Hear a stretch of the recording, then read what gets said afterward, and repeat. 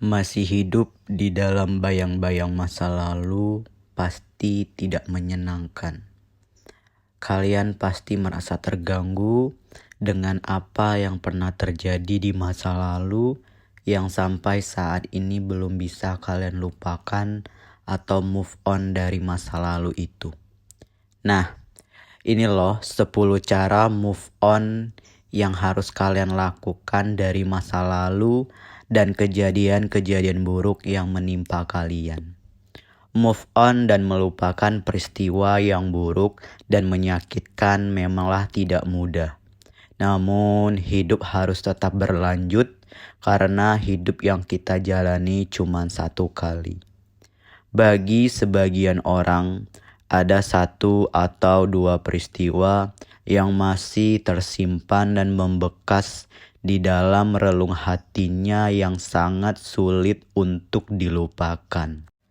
Meskipun demikian, kejadian itu pun sudah berlalu lama bertahun-tahun lamanya. Seperti perasaan kehilangan anggota keluarga yang meninggal, kehilangan kesempatan untuk berkuliah di perguruan tinggi yang diinginkan, kehilangan kesempatan bekerja atau putusnya sebuah hubungan percintaan. Tidak baik jika kita terus-menerus mengingat masa lalu yang buruk dan kejadian-kejadian yang tidak menyenangkan. Karena bisa mempengaruhi kehidupan kita secara keseluruhan. Ingat bahwa masa depan kita masih panjang dan penuh harapan. Masih banyak proses yang harus kita lalui, masih banyak waktu untuk mengubah yang buruk menjadi yang baik. Nah, berikut aku akan ngebahas cara kita agar bisa move on dan melupakan kejadian masa lalu yang menyakitkan. 1. Move on dan mendekatkan diri kepada Tuhan. Ya, berdoa adalah cara ampuh untuk keluar dari semua persoalan. Mengingat Tuhan senantiasa dapat mengubah hati kita menjadi jauh lebih tenang. Tuhan senantiasa senang mendengarkan doa-doa kita dan ingin menjalin hubungan yang erat dengan umat-Nya. Mungkin peristiwa yang buruk ini merupakan salah satu cara Tuhan untuk memanggil kita agar kembali kepadanya. 2. Melupakan dan memaafkan kesalahan. Ya, melupakan dan memaafkan itu adalah dua hal yang terberat dan tersulit yang bisa kamu lakukan, tapi hasilnya sangat maksimal untuk bisa berdamai dan melupakan masa lalu. Banyak kejadian yang di luar kemampuan kita untuk dapat terjadi tanpa terkendali. Sebenarnya kuncinya adalah memaafkan segala yang telah terjadi dengan hati yang tulus, ikhlas, memaafkan diri sendiri dan orang yang ikut terlibat di dalam peristiwa buruk yang sangat penting itu. Hal ini dikarenakan memiliki kepahitan tidak akan membuat hati kita menjadi tenang dan nyaman. 3. Kendalikan pikiran kamu dan tersenyumlah. Mengerutkan kening akan terus membuat kamu teringat terus akan kejadian-kejadian yang buruk yang menimpa kamu di masa lalu. Ada kalanya mengendalikan pikiran negatif menjadi pikiran positif adalah cara yang ampuh melupakan hal-hal yang telah menyakiti hati kamu. Tersenyumlah dan lihatlah dunia dengan mata dan pikiran yang terbuka. Ingat, senyummu dapat mengubah suasana yang kaku menjadi lebih rileks dan santai. 4. Bersyukur. Tak ada hal yang lebih indah selain hidup.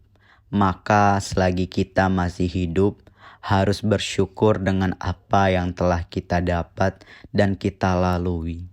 Seperti kata pepatah, anjing yang hidup lebih baik daripada singa yang mati. Ini juga bisa berarti apa yang dapat dilakukan oleh orang hidup tidak dapat dilakukan oleh orang yang sudah mati, sekalipun orang itu berkuasa dan sangat kaya raya. Karena selama orang masih hidup selalu masih memiliki harapan dan kesempatan. 5. Mencari kesibukan. Ya, termenung dan berdiam diri akan membuat kamu terus-menerus mengingat kejadian-kejadian buruk di masa lalu. Carilah kesibukan dan juga aktivitas selagi masih bisa, atau kamu fokuslah pada pekerjaanmu. Bangunlah impian-impian yang sedang kamu buat dan kamu perjuangkan. Bila perlu, tinggalkanlah pekerjaan lama jika pekerjaan itu masih selalu membuatmu tidak bisa melupakan kejadian masa lalu, dan berkaryalah dengan pekerjaanmu yang baru yang membuat kamu jauh lebih tenang dan juga membuatmu bahagia. 6. Bergaul dengan teman yang positif. Lingkungan yang baik dan positif akan mempengaruhi pola pikir kamu dan mindset kamu dalam menyikapi hal-hal yang pernah terjadi atau hal buruk yang sedang menimpa kamu. Tidak baik menyendiri jika sedang dilanda oleh masalah berat.